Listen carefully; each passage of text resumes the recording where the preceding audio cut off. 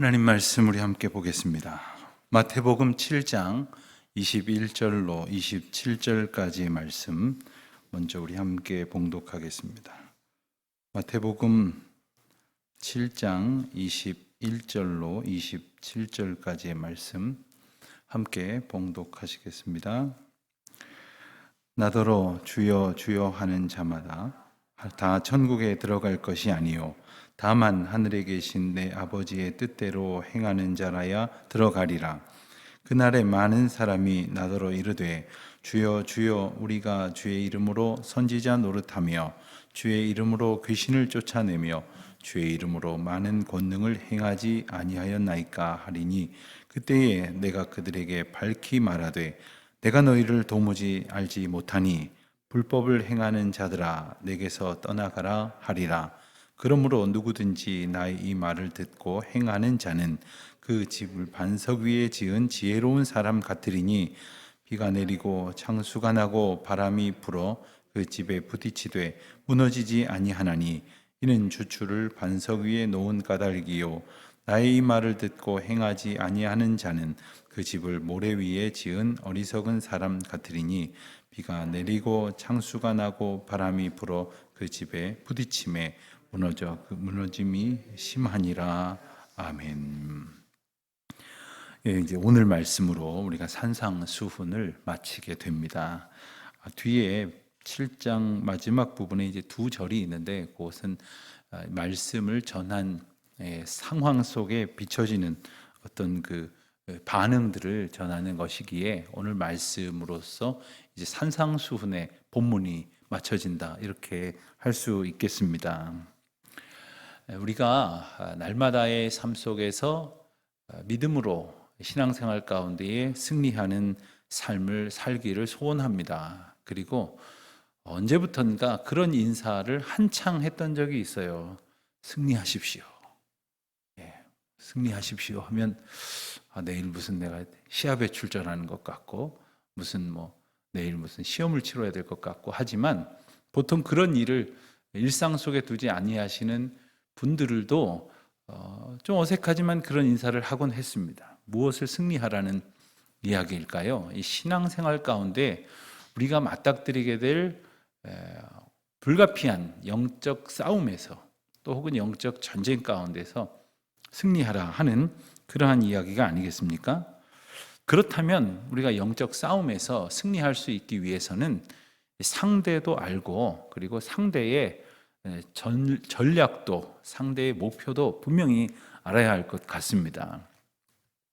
추신수 선수라고 미국 메이저리그에서 아주 오랜 세월 동안 훌륭한 아주 특급 선수로 뛰다가 한국의 리그로 왔다는 아마 소식을 들으셨을 거예요. 그런데 아직 리그가 시작이 되지 않았는데 굉장히 열심히 한국 선수들을 지금 파악하고 분석하고 있다 하는 그런 뉴스를 봤어요.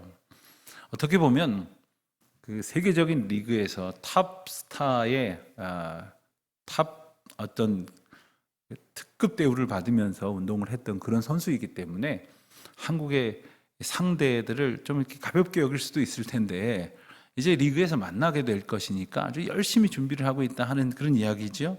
근데 우리는 영적 싸움에서 승리하기를 원한다고 하면서 상대가 누군지도 몰라요. 상대의 전략이 무엇인지도 잘 모를 뿐 아니라 알려고도 하지 않는 거죠. 말할 것도 없이 우리 영적 싸움의 상대는 바로 사탄입니다. 옆에 있는 사람이 아니고 우리 교회에 마음에 안 드는 누군가가 아니에요. 믿지 아니하는 우리 앞집 사는 사람이 아니고 우리의 싸움의 상대는 바로 이 사탄이라는 것을 알아야 하고 그 원리를 알아야 하는데 그 원리는 간단해요. 우리로 하여금 하나님과 떼어지게 만들려고 하는 것이 사탄의 목적이에요. 그러니까 하나님과 동행하며 하나님의 임재를 날마다 느끼고 그것으로 기뻐하며 평안하고 살지 못하게 하는 것이 그 영적 싸움의 목적이죠. 그런데 그런 목적을 가지고서 우리에게 접근해 오는 그 방식은 때로는 우리가 딱 봐도 알 수 있을 것 같을 때도 있지만 교묘할 때가 참 많습니다. 헷갈릴 때도 많고 아주 그럴듯하게 우리에게 다가올 때가 있었죠. 에덴 동산에서 사단이 하와 아담에게 접근하여 미혹했던 방법은 뭐였습니까? 하나님의 말씀 가운데 있는 것보다는 너희들이 가지고 있는 생각대로 하는 것이 더 나을 것이다, 더 유익할 것이다, 더 만족스러울 것이다, 그런 것 아닙니까? 지금도 사실은 그런 사탄의 전략은 동일합니다. 그래서 우리한테 교묘하게 다가와서 네 생각이 괜찮은 것 같으니까 그렇게 해보라고, 조금 전에 너에게 말하고 간 사람의 의견이 더 나을 것 같으니까 그렇게 해보라고 하는 이야기들을 자꾸 나한테 주입시키면서 하나님의 뜻, 하나님의 말씀대로 행하게 하지 못하는 것, 이것이 이제 사탄의 전략이에요. 그런데 이 차이가 어떨 때는 별로 안 난다는 거예요. 분명하게 딱 구분이 되면 답을 찾을 수 있겠죠. 저희가 신학교 다닐 때 몇 차례에 걸쳐서 성경 시험을 치러야 했습니다. 이렇게 4학년 올라갈 때 한 번 치러야 되고요, 졸업하기 전에 한 번 치러야 되고, 그리고 대학원에서 졸업하기 전에 또 한 번을 이렇게 치러야 하는데, 한 번이라도 떨어지면 이렇게 진학이 안 된다든가, 이제 졸업이 안 된다든가 심각한 문제가 발생을 해요. 성경, 장차 목회자가 될 사람이니까 성경을 알아야 하겠기에 공부를 합니다만, 문제는 이게 굉장히 어렵다는 거예요. 그 중에서도 요즘은 좀 어떤지 모르겠는데 4개 중에 하나를 고르는 시험도 있고, 그리고 주관식 시험도 있는데, 제일 어려웠던 것은 공포의 OX라고 불리웠던 O냐 X냐를 고르는 거예요. 다음 문장이 맞으면 O, 틀리면 X. 이 찍어도 사실 반은 맞는 거 아닙니까? 그런데 이 OX 파트에 있어서 80점 이상을 맞는 사람이 없어요. 굉장히 헷갈리게 문제가 나는 거죠. 명확히 알만한 것은 잘 안 나고, 이것 같기도 하고 저것 같기도 하고, 차라리 모르면 그냥 하나 고를 텐데 본 것 같은데 분명히 봤는데 명확하게 헷갈리니까 이게 답을 잘 못 고르겠더라고요. 지금도 아주 그 OX 문제가 아주 공포스럽게 기억이 떠오르곤 합니다. 여러분, 우리가 사탄이 우리에게 유혹해오는 방법이 사실 그래요. 오늘 본문만 봐도 그렇지 않습니까? 예수님 말씀하시기를 나더러 주여 주여 하는 자마다 다 하나님 나라에 들어갈 수 없다고 말씀하셔요. 그러니까 주여 주여 한다는 것은 뭐예요? 겉으로 볼 때에는 신앙적인 모습의 차이를 구별해내기 어렵다는 거 아닙니까? 어쩌면 더 열심히 있는 사람 같아 보일 수도 있다는 거예요. 게다가 22절 말씀을 보면은 주의 이름으로 선지자 노릇을 하고, 또 주의 이름으로 귀신도 쫓고, 또 많은 권능을 행하는 사람이 있을 거라는 거예요. 그런 사람이 있는데도 불구하고 23절에 보면은 예수님께서 그런 사람의 결말에 대해서 뭐라고 말씀하십니까? 내가 밝히 말하되 내가 너희를 도무지 알지 못하니 불법을 행하는 자들아 내게서 떠나가라, 이렇게 말씀하신다는 거예요. 자, 우리가 이 말씀의 의미를 잘 알아야지 제대로 믿는다고 믿는 것이 무엇인지, 또 우리 스스로가 제대로 믿는 신앙생활을 할 수 있을 것인지를 우리가 분명히 생각할 수 있게 될 것입니다. 그러기 위해서 우리가 먼저 기억해야 될 것은 하나님이 과연 어떤 분이신가 하는 거예요. 하나님이 특별히 내게 어떤 분이신가. 하나님은 우리의 소원을 들어주시고 그리고 우리를 만족해 하시는 분이었으면 하는 생각은 있을 수 있지만, 하나님 되심이 그런 것은 아니라는 거예요. 나를 만족시키기 위해 단지 계시는 분이 아니라는 거죠. 만약에 하나님이 인간의, 나의, 그리고 우리의 만족을 위해 계시는 분이라고 한다면 하나님의 영광을 위해서 우리를 지으셨다, 이렇게 말씀하시는 거 아닙니까? 그렇게 인간의 만족을 위해 계시는 분이 아니라는 거예요. 이사야 43장 21절 말씀을 보면 이 백성은 내가 나를 위해 지었나니 나의 찬송을 부르게 하려 함이니라, 이렇게 말씀하셨어요. 그러니까 우리의 지으신 본래 목적이 하나님께 영광을 돌리고 하나님을 찬송하는 것이라고 하셨단 말이에요. 근데 여기서 하나님의 영광이라는 게 뭐냐 하면 어디 크고 화려한 스포트라이트를 받으면서 반짝이 옷을 입고 막 많은 사람들이 박수치고 열광하는 그런 거를 얘기하는 것이 아니라 우리에게서 하나님이 드러나는 것을 말하는 거예요. 내게 하나님이 있음이 고백되는 걸 말하는 거예요. 가끔 보면 이 연예인들 같은 사람들이나 유명한 사람들이 상을 받고 소감을 말하라고 그랬더니 먼저 하나님께 영광을 돌려드립니다, 이러는 것이 내가 상 받은 거 트로피 드리고 여러분들의 박수 하나님께 드리고 상금도 드리고 이 얘기를 하는 게 아니에요. 하나님이 그 트로피가 없어서 뭐가 아쉬우시겠어요? 그 상금 몇 푼이 필요하신 분이겠어요? 지금 내가 이렇게 기쁜 일을 맞았는데 그 다른 어떤 것보다도 하나님이 내게 계심이 먼저 내게 그 정말 자랑입니다. 먼저 하나님이 내게 계심을 먼저 난 고백하고 싶습니다. 뭐 이런 거죠. 또 반대로 그가 아주 병들고 그리고 아주 힘들고 가난해지고 아주 망쳤어요. 하고자 하는 일들을 이루지 못했어요. 아주 힘들게 되었다고 하더라도 그 순간에도 동일하게 내 안에 하나님이 계십니다. 하나님께서 나와 함께 하십니다. 하나님이 나를 인도하셨습니다. 라고 말할 수 있다면 그것이 하나님께 영광을 돌리는 것이다 하는 거예요. 만약에 하나님께서 단지 인간을 만족시키는 것이 하나님의 목적이었다고 한다면 왜 그렇게 못하시겠어요? 우리 주변에 있는 모든 상황들을 다 바꿔가지고 우리를 만족시키시는 일을 왜 못하시겠어요? 아예 우리가 유혹도 받지 않고 시련도 겪지 않는 상태로 왜 만들어주시지 못하겠어요?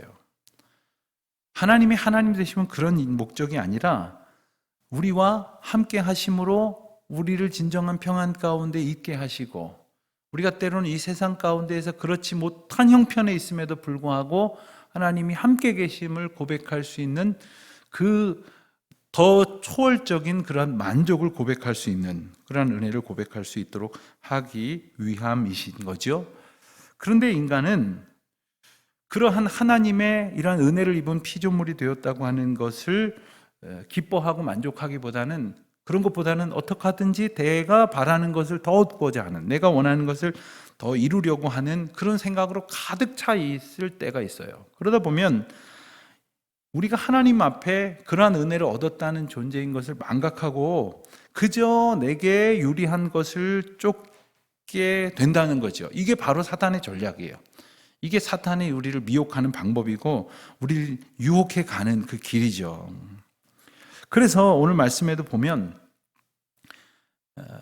거짓 선지자가 주의 이름을 외치고 또 십자가를 말한다고 해도 그것이 결코 하나님이 기뻐하시는 일이 될 수 없다고 하는 이유는 그런 것들이 무슨 차이가 있느냐 하면 바로 하나님의 영광을 위한 고백이 아니라 자기들의 만족을 위한, 즉 사람을 위한 예수님을 이야기하는 것이고 사람의 만족을 위한 예수님의 역사를 소원하는 것이고 그리고 인간을 위한 십자가를 말하기 때문이다 하는 사실을 우리가 기억해야 됩니다. 그래서 입으로는 주여 주여 하고 그리고 선지자 노릇을 하고 귀신 쫓고 권능을 나타낸다 하더라도 그런 것들이 인간을 만족시키기 위한 예수님을 구하는 방법이라고 한다면 그렇게 이야기하는 십자가가 인간을 충족시키려고 하는 조건으로서의 십자가라고 한다면 그런 말을 하는 사람은 하나님 나라에 들어갈 수 없으며 주님 말씀하시기를 내가 너를 도무지 알지 못한다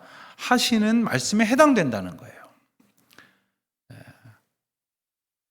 그러므로 불법을 행하는 자라고 이렇게 결론을 내리시는 거예요. 그러면서 우리는 이 불법을 행하는 자라는 결론을 얻게 되는 것이 얼마나 정말 중요한 경고인지를 우리가 이 말씀을 통해서 들어야 할 것입니다. 때로는 우리가 하나님의 말씀인 복음을 들으면서 당황스러울 때가 있어요. 아마도 오늘 같은 말씀이 그런 말씀일 수 있을 것 같아요.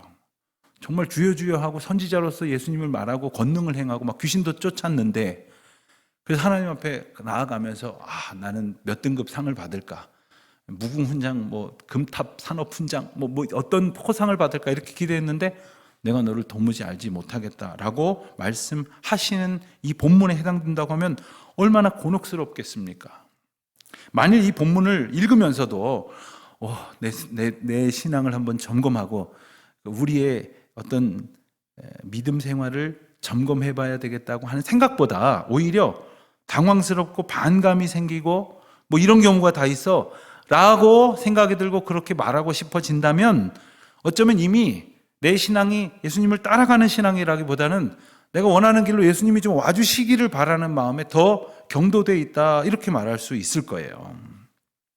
만일 분명히 이 선지자들이 말하는 것이 예수님께서 내가 너를 알지 못하겠다라고 말할 정도의 거짓 선지자들이라면 그 사람들의 그 거짓 선지자들의 말이 내 귀에 달고 즐거울 때가 있을 거예요. 그렇다면 그것은 이미 잘못된 오늘 본문 말씀에서 난 너를 모르겠다라고 말씀하실 그 결론 가운데 이미 기울어져 버려 있는, 우리도 그런 사람의 하나가 되었다라고 하는 것을 말할 수 있는 거죠. 그런 거짓 선지자들이 말하는 복음은 끊임없이 인간을 만족시키는 것이에요. 여러분, 사람과 사람 사이에서도 아부와 아첨을 잘하는 사람들이 있지 않습니까? 그런 사람 보면 우리 어떤 생각을 합니까? 저 사람은 순 아부꾼이구나, 아첨만 하네, 저분이 저 사람을 멀리해야 될 텐데, 이런 생각이 들지 않아요? 그런데 만약에 그런 사람을 오히려 가까이에 두고 만족한다면 판단력을 잃은 거죠.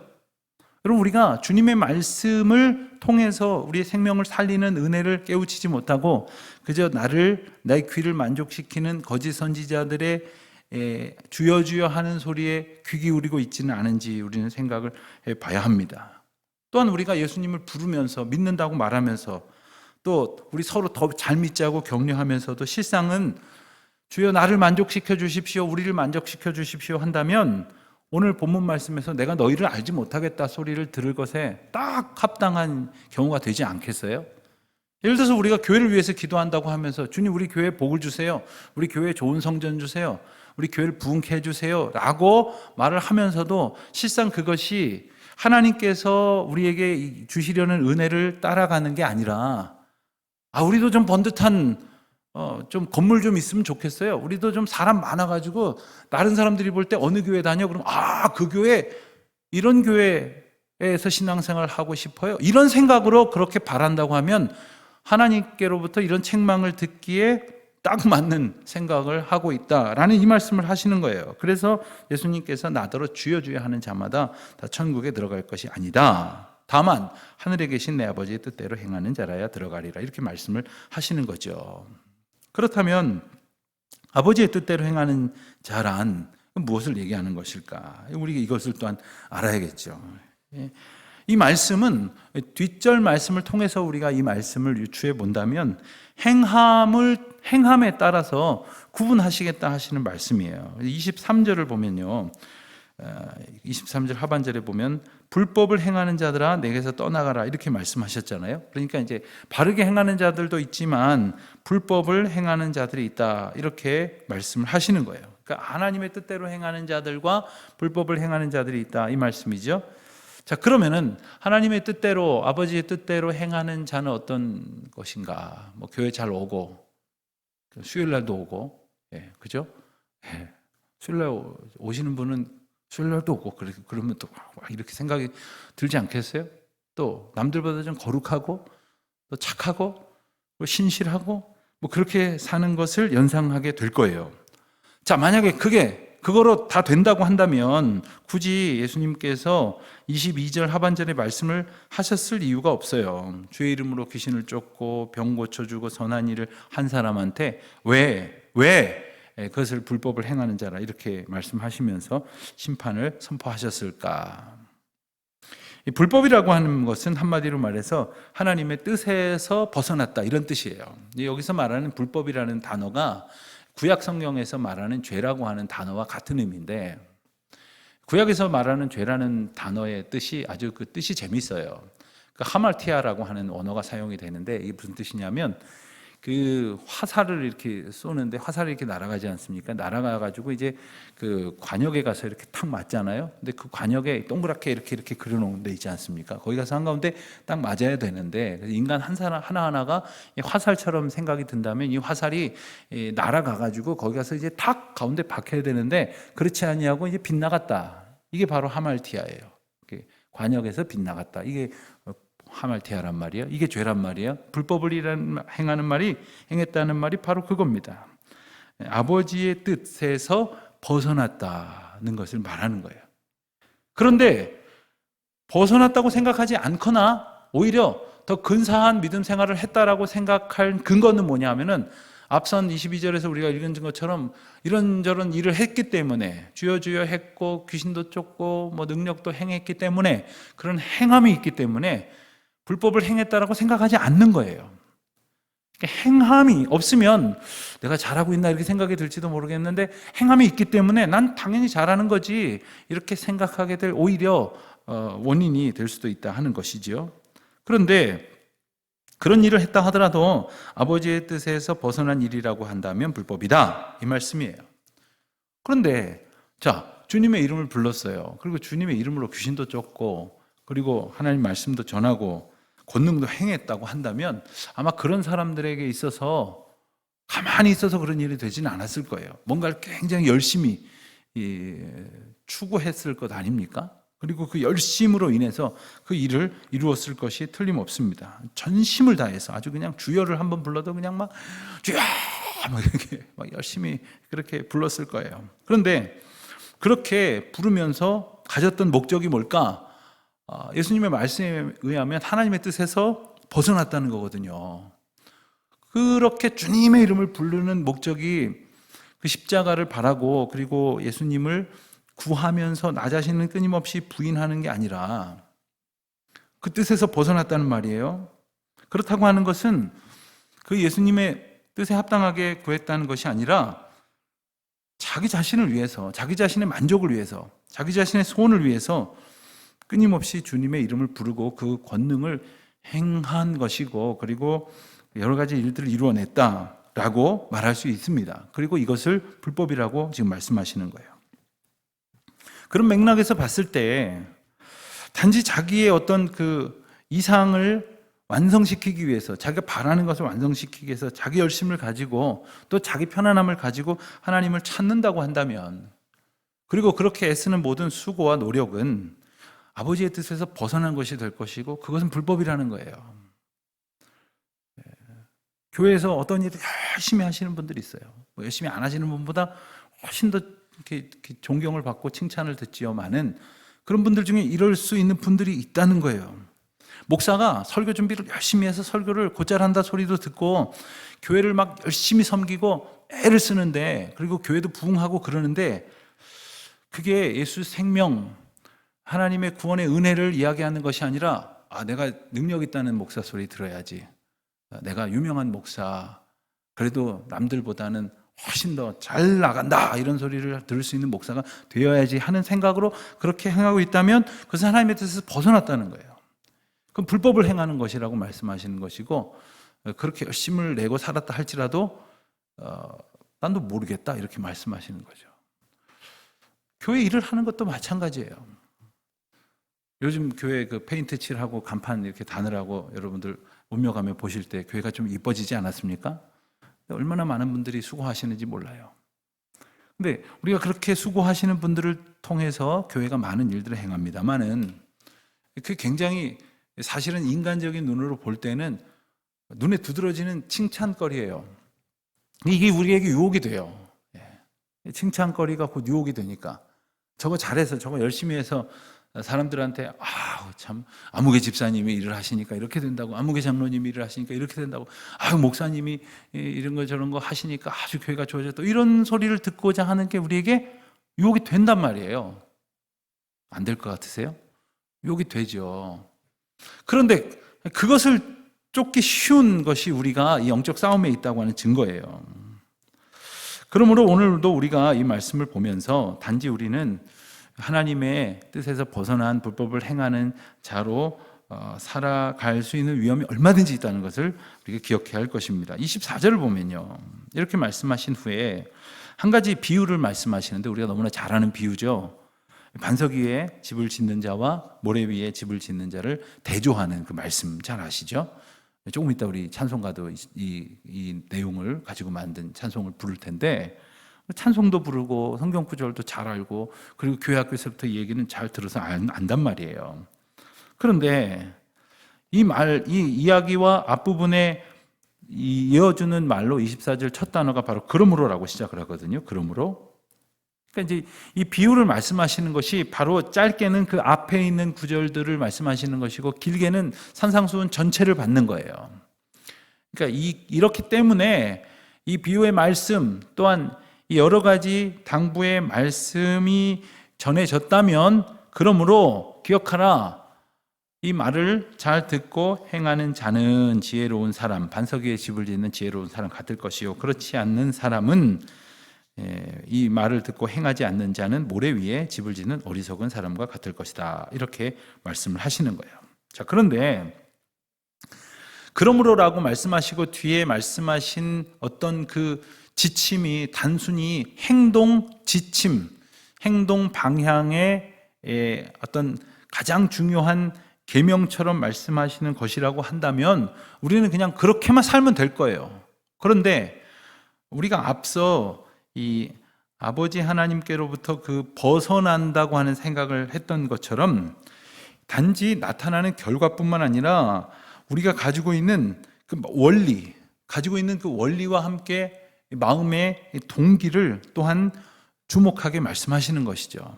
우리가 어떤 의도로 우리가 열심을 냈느냐는 거예요. 어떤 의도로 어떤 행동을 했냐는 거예요.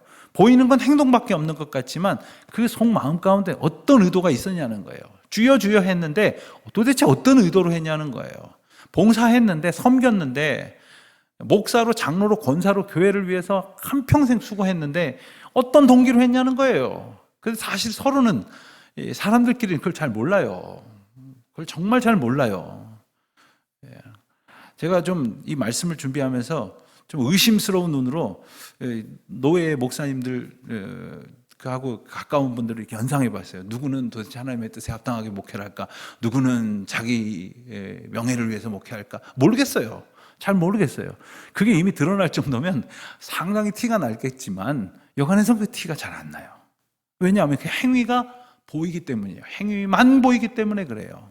그러나 주님께서는 오늘 말씀을 통해서 그 동기를 점검하게 하시는 거예요.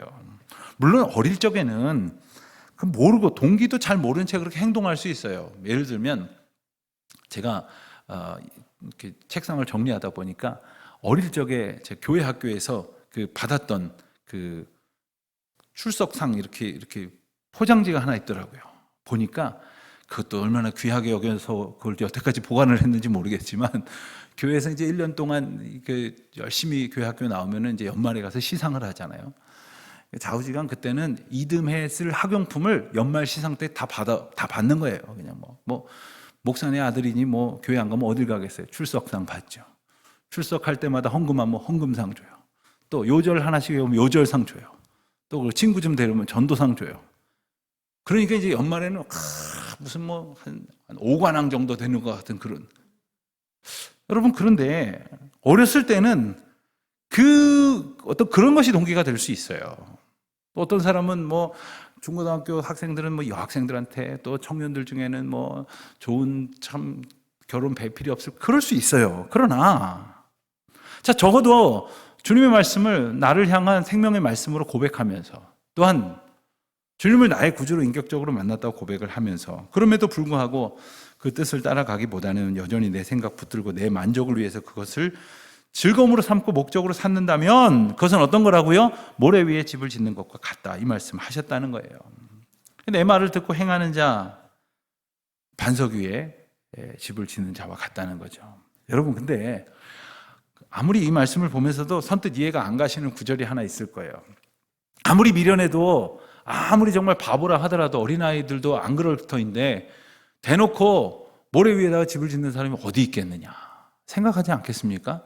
근데 이게 이스라엘 이 고대 근동 지방의 어떤 그 땅의 특성을 이해하면 이 말씀이 선뜻 좀 이해가 되실 거예요. 이스라엘에는 이 물이, 그 비가 한꺼번에 와서 우기가 그냥 몇 개월 정도가 아니라 몇 개월 중에서도 그 중에서도 몇 주 정도가 아주 집중돼서 이제 비가 내리게 됩니다. 그러니까 평상시에는 멀쩡한 땅이에요. 멀쩡한 땅이고, 그리고 아주 땅도 굳어서 거기를 사람들이 다닐 뿐만 아니라 이제 수레 같은 것들도 끌고 다니는 이른바 교통로로, 대로처럼 이렇게 사용이 되는 길인데, 비가 그냥 퍼붓는다 치면 그 길이 곧 뭐가 되냐면 곧 수로가 되는 거예요. 그냥 물이 다 그리 모여갖고, 그게 우기에는 그게 그냥 개울이 되고, 개울을 넘어서서 그 이상의 물길이 되는 거죠. 그러면 이게 해마다 반복이 되는 거 아닙니까? 그러면 적어도 저기는 여름이 되면 혹은 우기가 되면 물이 들이차가지고 저 다 쓸어갈지도 몰라. 저기다 뭘 하면 안 돼. 뭘 두면 안 돼. 저기 집 져도 안 돼. 땅을 사도 안 돼. 그렇게 될 거 아니에요? 그런데 그럼에도 불구하고 거기다가 집을 짓는 사람은 어리석은 자죠. 그 얘기를 하는 거예요. 바로 그 얘기를 하는 거예요. 우리가 볼 때 누가 봐도 여기는 그냥 손가락 하나도 그냥 푹푹 들어가는 모래 위에다 집을 짓는다는 이야기가 아닌 거예요. 알아듣기 쉽게, 그리고 누구라도 그냥 간단하게 언급을 해도 알아들을 수 있을 정도로 이렇게 표현을 한 것이지, 평상시에는 모른다니까요. 평상시에 우기가 아닌 평상시에는 모른단 말이에요. 그러니까 거기다 쌓는 거예요. 여러분, 오늘 말씀에 보면 그렇다면 반석은 무엇일까를 생각해 보지 않을 수 없습니다. 반석, 당연히 예수 그리스도를 말씀하시는 거죠. 반석을.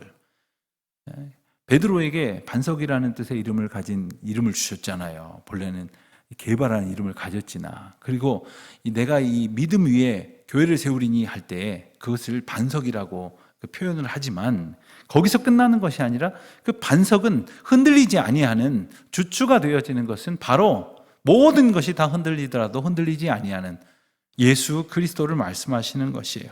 자, 그렇다면 모래 위에 짓는다는 모래는 뭐겠느냐는 거예요. 반대 개념이겠죠.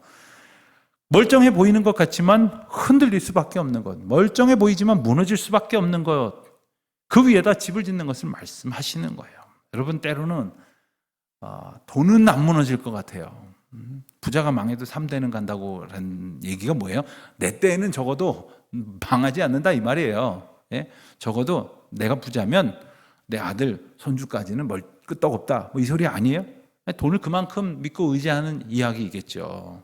어떤 사람은 자기가 가지고 있는 실력, 혹은 명예, 지식, 혹은 권력, 그것을 그 어떤 것보다도 든든한 것으로 믿는 사람이 있어요. 그러면 그 위에다가 자기 행위를 쌓는 거예요. 예수 그리스도에다가 그 나의 믿음의 고백인 행위를 쌓기 위해서는 어때야 돼요? 이것이 배설물처럼 여겨져야 되는데 아깝거든요. 내가 한평생 쌓아놓은 지식, 명예, 권력 너무 아깝거든요. 그러니까 이것을 포기 못하니까 그 위에다가 쌓겠다는 거예요. 그런데 여러분, 어떤 것은 치우는 이만 못한 결과를 가져올 수가 있다는 거죠. 그것을 두었는데 결국 그것 때문에 와장창하고 무너질 수밖에 없는 것이고, 그것 때문에 다 휩쓸려 갈 수밖에 없다는 것이죠. 오늘 우리가 반석처럼 여기고 있는 것은 무엇입니까? 끝끝내 그래도 이게 있으니까 내가 살 수 있을 것이라고 생각하는 그 무언가가 있다면 그게 무엇일까요? 네? 그게 어느새 나의 마음 가운데에 반석처럼 삼아진 것이었을 것이고, 그리고 우리는 그 위에 나의 행위를 쌓음으로써 내가 더 근사한 사람인 양 스스로 기망하면서 살아가는 것은 아닐까 생각을 해보게 됩니다. 하나님의 말씀을 듣고 행하는 자, 그러니까 듣고 행하는 자, 그러니까 듣는 자만을 얘기하는 거 아니에요.